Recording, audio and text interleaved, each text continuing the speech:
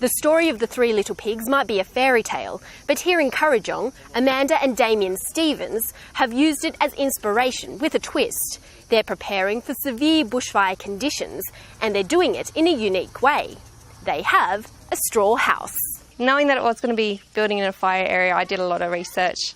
I wanted to build organically, looked at straw bale thinking, oh no, straw will go up in a fire. The more research I did, found out that it is actually one of the most safest building materials in a fire. We built out of straw, it's compressed straw, tied down, so there's no oxygen inside, and all the loose stuff's been cut off, and both sides of the bales have been rendered, so hopefully there's nothing there that can ignite. Having a straw house is helpful, but they also have other backups. They've got bathtubs full of water and sprinklers surrounding the property. We try to keep the place nice and clean, all the foliage and grass nice and low and clear. We've got a fire plan that's two young boys. So my wife's niece is out she's going to take them today down to my parents' house at North Richmond. We've got irrigations down, we've got the fire pumps all filled with fuel. We've got sprinklers and hoses everywhere where we feel we need to have them.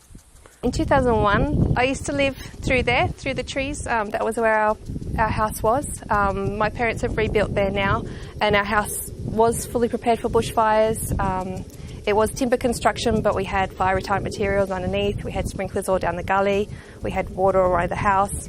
But not being there, unfortunately, the fire still impacted, and we lost it.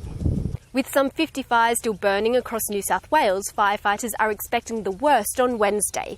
Temperatures may reach up to 35 degrees and winds up to 50 kilometres per hour, which could spread and move fires very quickly.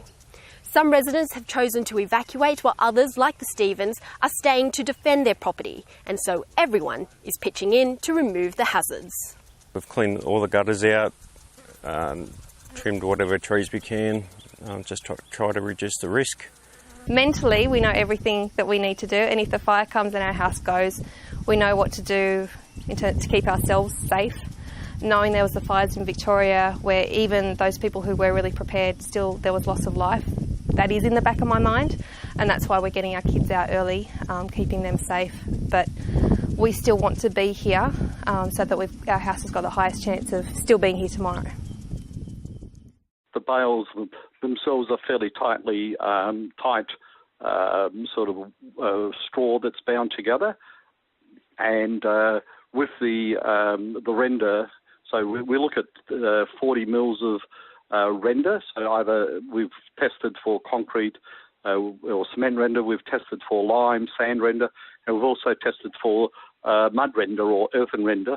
And in all cases, the render has protected the bales from the heat, and basically the oxygen is encapsulated within the bales.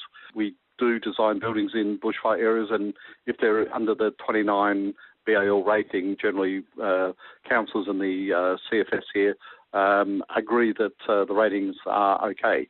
Bear in mind that's only the wall structure, so other issues to look at within the Australian standards are lots of other things like windows and window screens and stopping the embers and protecting the roofs, etc. So because the wall may be fire rated doesn't necessarily mean that the building won't be attacked through the window where the actual bushfire resistance is less than the wall resistance.